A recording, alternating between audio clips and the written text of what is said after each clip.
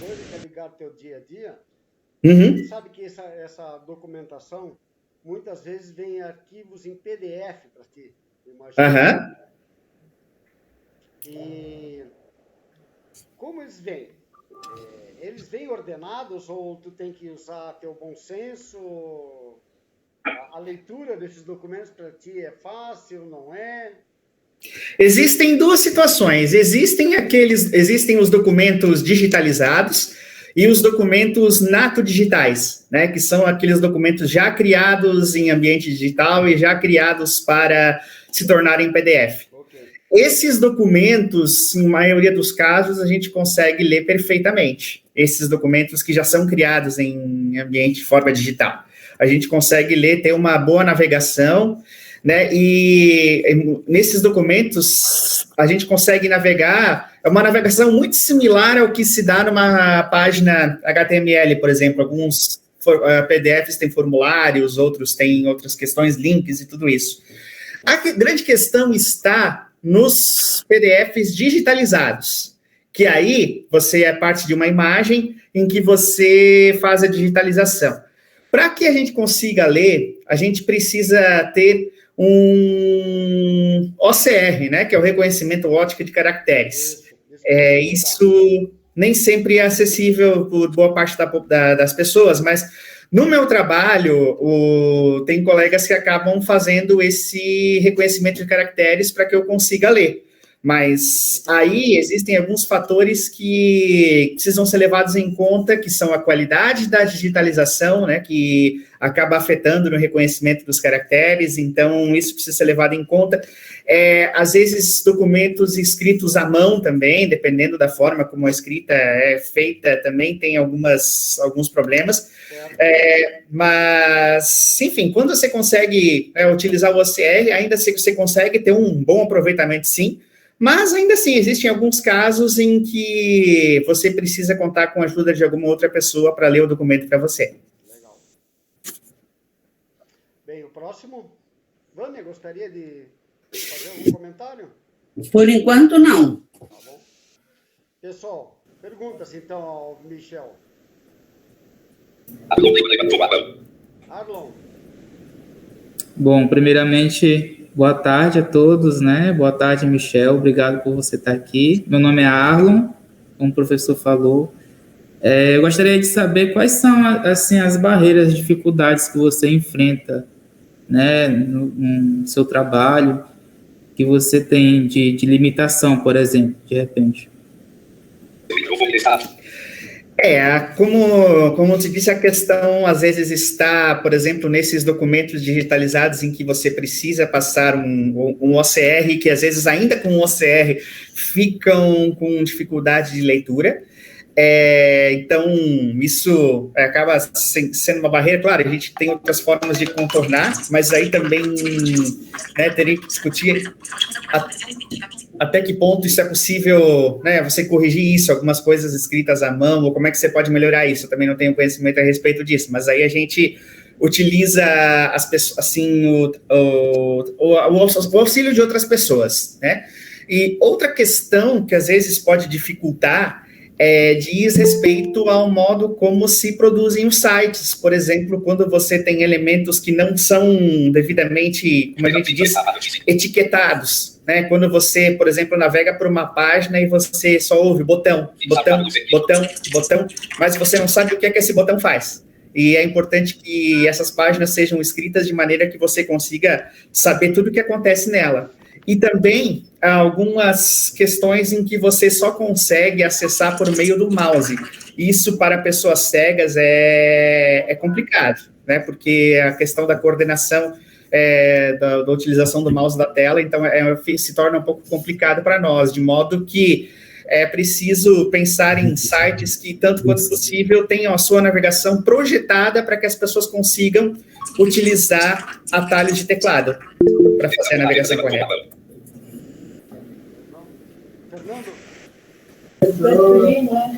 Oba, boa tarde. Michel, boa tarde. É o Fernando Barreira, tudo bem? Tudo certo? Bom, Michel, eu tenho um cabelo grisalho, tenho uma barba. A barba está ficando um pouco grisalha. Atrás de mim eu tenho uns livros, né? e uns certificados. Queria falar primeiro com relação à legislação. Hoje a legislação ela é vigente. Ela fala sobre a obrigatoriedade de audiodescrição, de descrição, de alguma coisa que envolve essa parte de texto alternativo, até para facilitar a leitura, mas na sua visão, na sua experiência na área de educação, você, de alguma forma, você vê que isso realmente acontece na prática ou não? O que você tem de experiência na área da educação? O cara estava tentado a perguntar qual é a minha visão sobre o tema. Também. Estava buscando palavras alternativas. Na minha visão, está tudo certo. Primeiro, está tudo certo, porque a gente faz piadinha direto com relação a isso, está tudo certo. Sim, nós temos a legislação que fala sobre audiodescrição, sobre texto alternativo, tem as diretrizes para a concepção de sites acessíveis, mas especialmente a questão da audiodescrição ainda é um pouco complicado, né? Se você, por exemplo, pensar na produção de conteúdos, de vídeos, por exemplo,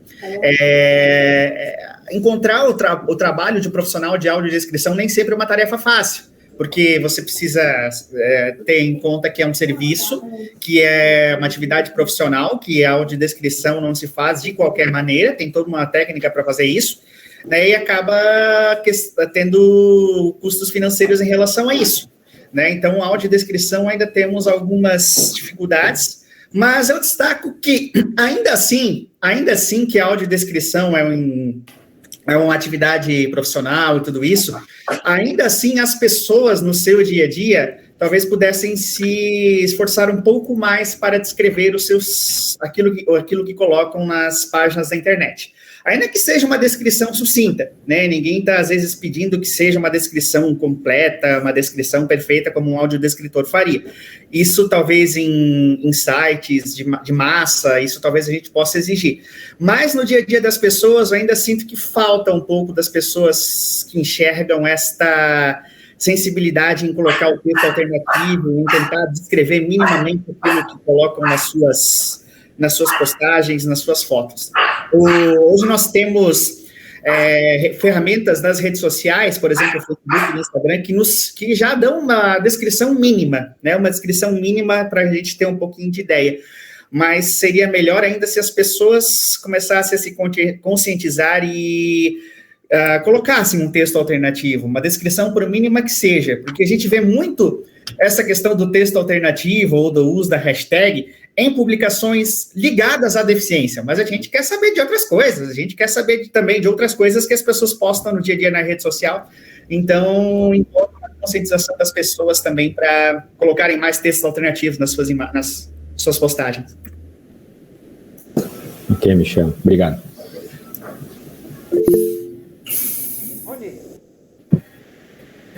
Boa tarde, Michel.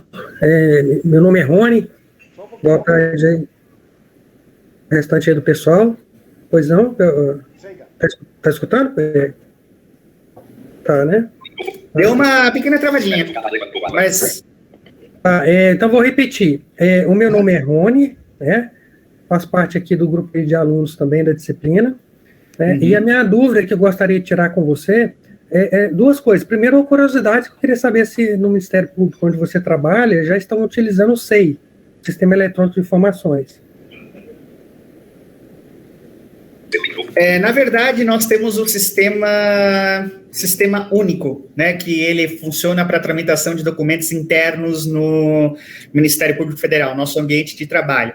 Mas estão tentando fazer uma interoperabilidade, né, de modo que as pessoas, os outros órgãos públicos, as outras autoridades que utilizam o SEI possam se comunicar com o sistema do MPF, porque é um sistema próprio, né, envolvendo, né, onde você instrui processos, onde você instrui procedimentos judiciais ou extrajudiciais. Então o MPF o Ministério Público Federal tem um sistema próprio, mas está tentando fazer essa interoperabilidade.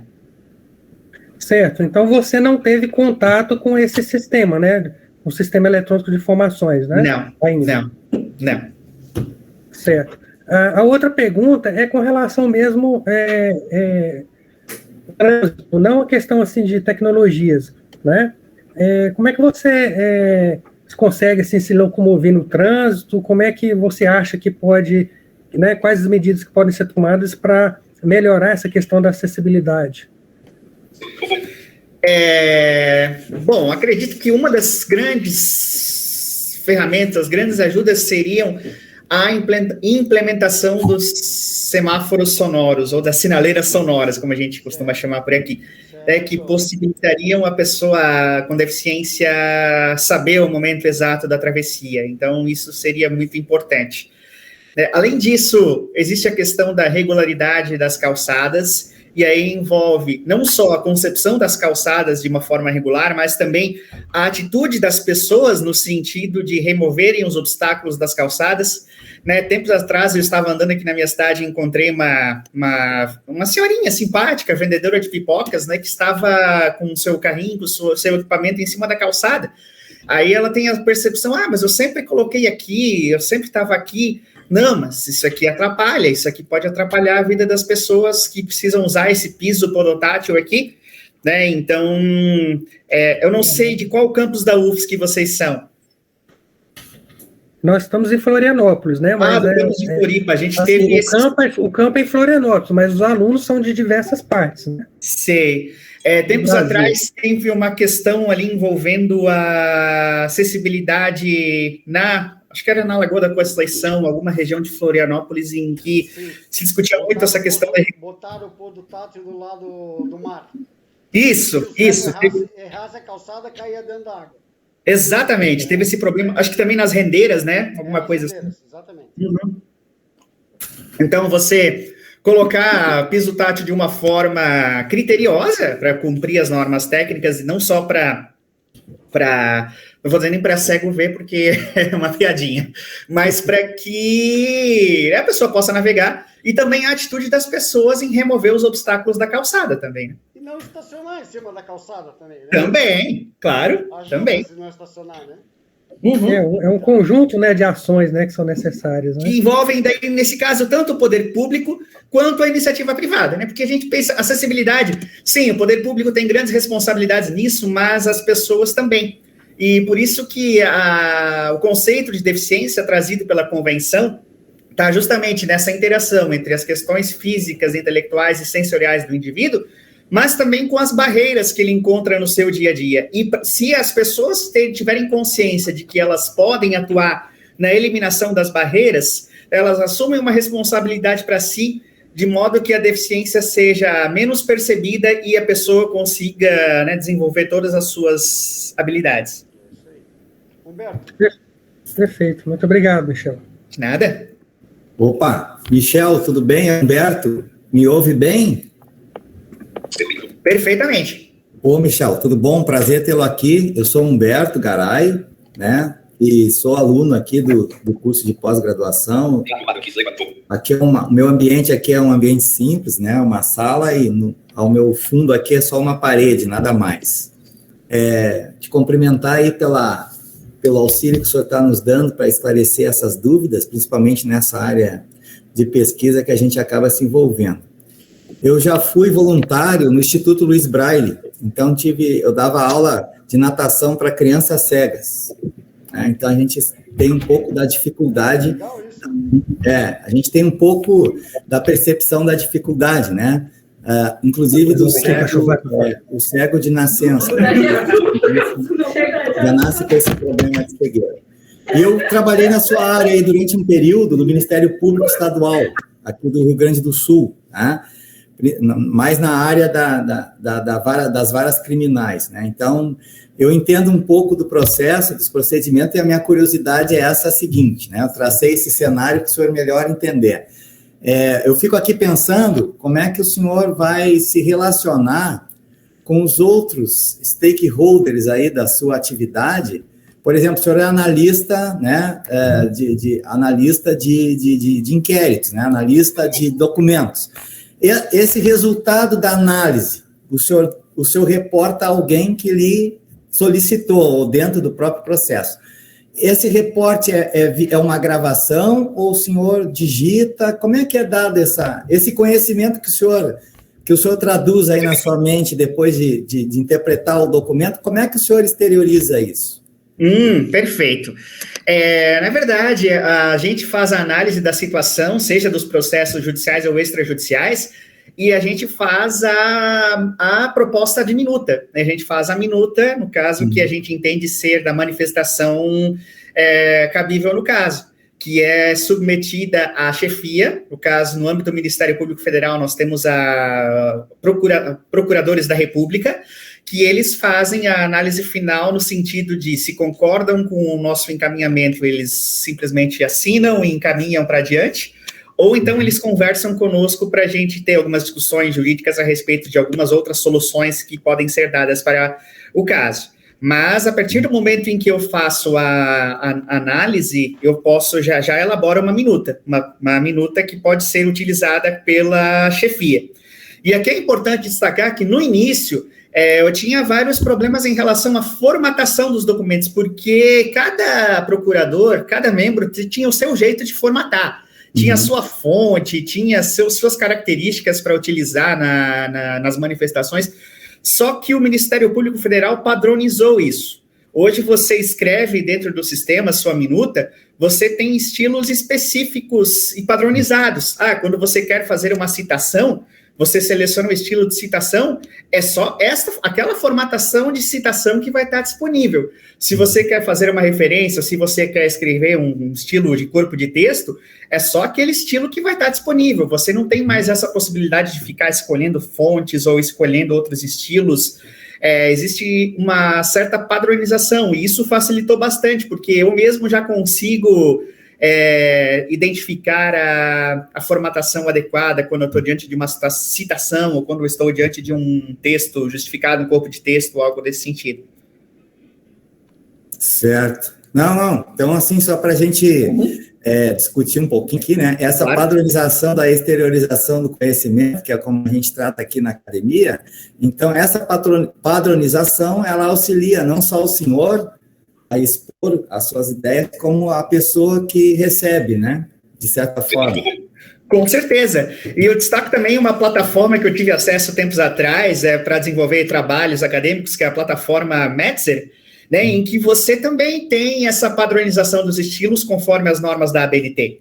Né, e isso para nós cegos, sempre tem alguma coisa visual, né, que acaba tendo que contar com o auxílio de outra pessoa também, mas tem uma padronização legal, assim, que você já consegue, quando você seleciona um estilo de citação, você vai estar com as margens corretas para o estilo de citação, o texto justificado, vai ter as margens corretas, tudo correto para o texto justificado, as referências. Então, isso acaba sendo muito importante para a gente ter uma confiança, uma maior grau de confiança naquilo que está sendo feito. Sim. Tá bom. Era isso, Michel. Muito obrigado aí pela participação e pelas respostas aí. Muito obrigado. Como a professora Vânia disse, melhorar para o deficiente, melhora para todo mundo, né? Então, Tiago, fica à vontade. Boa tarde, Michel, tudo bem? Meu nome é Tiago, eu tenho um cabelo escuro, barba, uso óculos. Eu estou atuando no momento, estou no local de trabalho, com uma sala de escritório, né? Semelhante, inclusive, à sala do Ministério Público, cheio de computadores ao redor, cadeiras, etc., né? E eu gostaria de fazer duas perguntas que são bem simples. A primeira é que, como atualmente com a Covid, etc., tem bastante aulas telepresenciais, né? Como a gente está interagindo aqui em vídeo, normalmente, gostaria de saber se você acha que estão preparados os ambientes de avaliação, os sistemas internos, de curso de geral, de próprias universidades, a UFSC e outras, né? Para você poder fazer as avaliações ou interagir no sistema. Como eu comentei, né, aqui, virtualmente, a gente está normalmente conversando e está participando, né? E a segunda pergunta é sobre rotas de fuga em caso de incêndio. Você tem já memorizado a rota de saída para você do ambiente onde você trabalha? Alguém aconselhou você, ensinou, você deve sair para tal local, em caso, né? No caso de uma colega que a gente conversou, que tem questão de deficiência auditiva, ela disse que seria interessante, como ela não ouviria as sirenes, né? ela disse que seria interessante ter questões visuais, lâmpadas, tal, indicando saída, que daí ela conseguiria, e no seu caso, né, talvez, eu não sei como foi mostrado para você a saída lá, como foi indicada a forma de investigar dessa situação de eventual incêndio, né? Essas são as 2 perguntas, né? Obrigado. Legal, muito obrigado pela pergunta. Na verdade, eu acabei ficando em home office em caráter definitivo. Eu entrei num acordo com a chefia, a gente está eu tive essa possibilidade de permanecer em home office. Eu acabei pegando gosto pela coisa, né? E estou em home office. Mas, quando eu trabalhava presencialmente, o prédio do Ministério Público era um prédio novo em Blumenau, que tinha sido concebido conforme as normas de acessibilidade. Então, você tinha as indicações em braille, você tinha o piso podotátil, você tinha os elevadores também, e você tinha essa uniformidade nos andares, né? Os andares, por exemplo, destinados aos gabinetes, eram concebidos do mesmo jeito, a mesma estrutura. Então, se você tivesse em qualquer andar de gabinetes, você sabia para onde ir, você sabia para onde se locomover. Então, essa uniformidade também foi importante, as garagens também acabaram tendo essa uniformidade, então a gente sabia exatamente para onde estava indo, justamente por essa uniformidade da estrutura. Além do mais, eu, até por uma questão, né, de atividade de saúde física mesmo, eu acabava, não raro, utilizando as escadas de incêndio para subir até onde eu trabalhava, no 8º andar. Eu acabava subindo as escadas de incêndio, porque elas tinham também indicação em braille, e a gente tinha condições de saber em que andar a gente estava, e, né, com o tempo a gente também ia se acostumando com a quantidade de degraus. Mas então eu acabei utilizando as escadas de emergência para poder subir, né, para poder perder umas calorias também, e para, ao mesmo tempo, saber como chegar à saída de emergência, né? Isso me beneficiou nesse aspecto, que a gente sabe que, às vezes, numa hora de incidente, a gente não quer que aconteça, numa hora de emergência, é importante que a gente tenha essa noção, porque, às vezes, tem algumas pessoas que ajudam e tem outras que é aquela ideia do cada um por si. Mas, sim, eu acabei sabendo em função disso, né, de utilizar a escada de emergência para subir e perder umas calorias e, ao mesmo tempo, saber como sair numa situação de fuga. Acho que outra pergunta...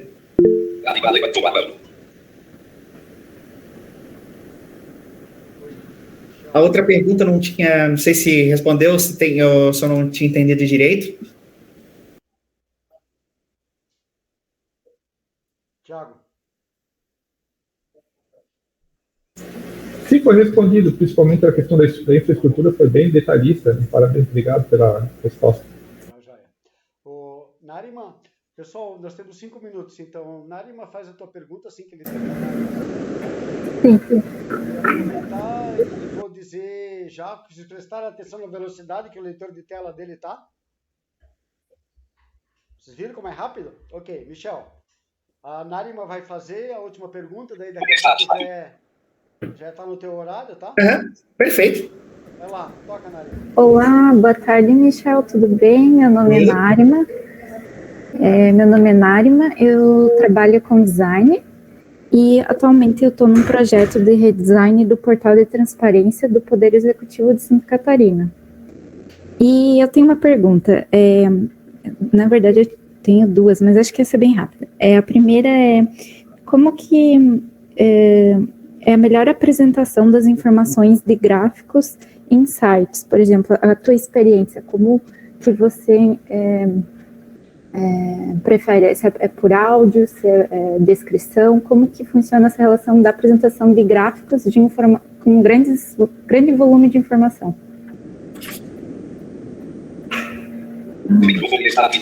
A interpretação de gráficos é um pouco, realmente, é um caminho complicado, porque quando você não tem acesso, por exemplo, ao Braille, por exemplo, que o Braille, a disposição dos gráficos em um papel, em alto relevo, seria muito interessante para a gente ter uma compreensão maior a respeito disso. Mas, já que se trata de ambientes virtuais, seria interessante você ter um texto que a pessoa, um arquivo de texto, ou até mesmo um arquivo de áudio que a pessoa poderia baixar, onde indicasse, o gráfico apresenta a seguinte estrutura, onde podemos encontrar as seguintes informações, né? Então, acho que seria interessante, sim, um arquivo de áudio ou arquivo de texto aí, ou os dois, talvez até os dois seria melhor até, para a pessoa ter a interpretação do gráfico em texto ou em áudio. Ou então, né, você ter a transformação de alguns itens, quando for possível, em tabelas, né, porque tabelas a gente consegue ter um acesso melhor, com uma navegação nas linhas, a navegação nas colunas, mas, enfim, né, se há essa questão do gráfico, talvez seja interessante um arquivo de texto e um arquivo de áudio tendo esta interpretação dele. Ah, sim, entendi. Muito obrigada. É isso que eu fiquei pensando, né? Se seria melhor a descrição ou o áudio ali, mas acho que as duas opções seriam bem interessantes. Sim. Obrigada. De nada. Vânia, quer falar alguma coisa? Então, alguém gostaria de falar? Oi. Eu só queria pedir para o Michel botar um pouquinho só o audiodescritor dele para os alunos terem a oportunidade de escutar. O leitor de tela. Bota o leitor de comprido aí para quem... Audiodescritor não, do leitor de tela. Não na velocidade que a gente escuta, na velocidade que tu escuta.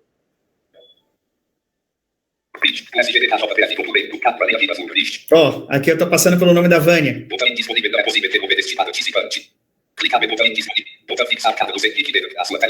Estou aqui no Carlos Henrique. Carlos Henrique Berg.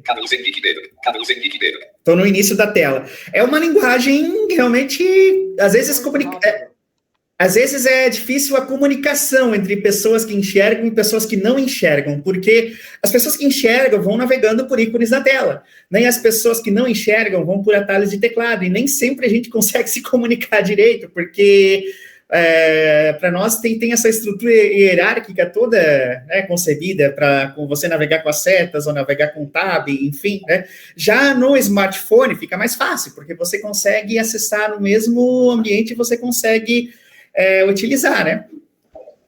Olha só, eu escrevi para o É para Todos um artigo justamente sobre o que tu comentasse ali do que está blank, ou que dá link, em vez do cara botar a descrição, né?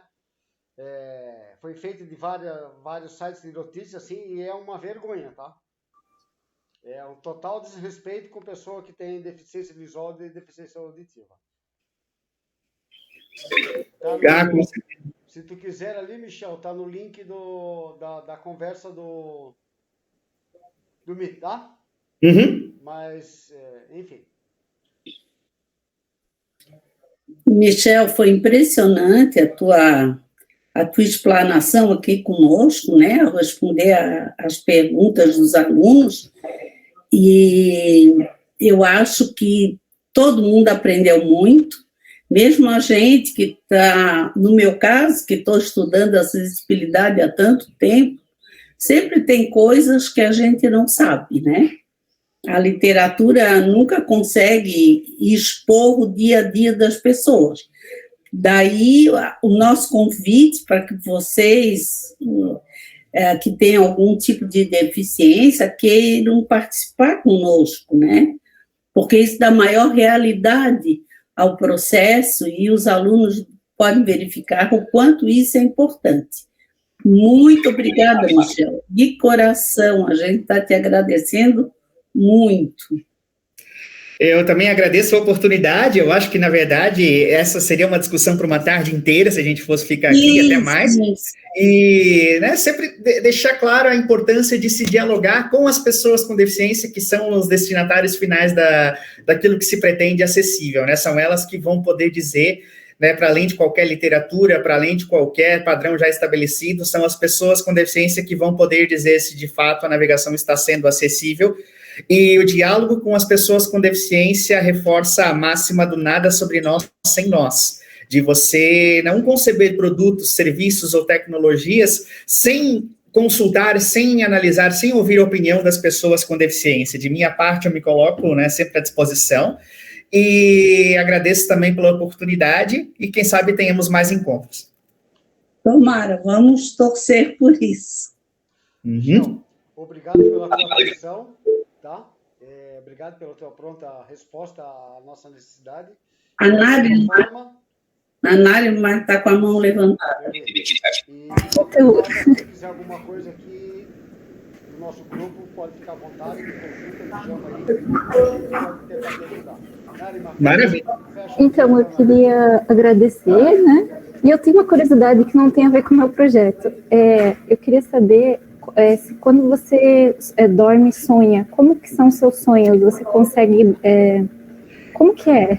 Eu diria que essa curiosidade. Eu diria que tem uma lista pré-determinada de perguntas que se fazem para cegos. Como é que você sonha e como é que você reconhece notas de dinheiro.